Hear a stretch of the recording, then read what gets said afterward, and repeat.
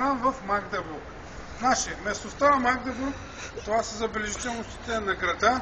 Едното колело е на Живко от село Доланджи. Покажи.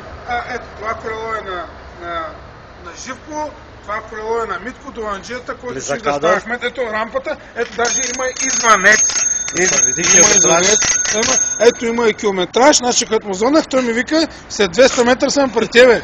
Километража е до 3000 км, развива скорост. Ето, капата отзаде е оригинална. Така. Гумите? Гумите са на Годияр. Това е последното придобивка на бай Димитър, защото искаше да си купува Мерцедес 2008 година. И така за 25 000 евро. Обаче поради икономията, икономична, дело на всеки, той мина на превозно средство, което гори на 0 км. Ето, виждате пак, цвета е червен, той обича червенен цвят.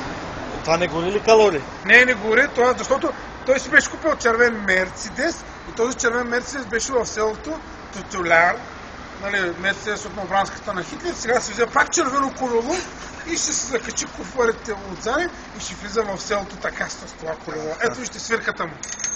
Ето. Така. След малко бай Димитър ще дойде, ще се качи на колелото и тръгва неговото пътешествие. Ето. И специален поздрав от тук изпращам на Чичо Асен да види колелото на бай Димитър.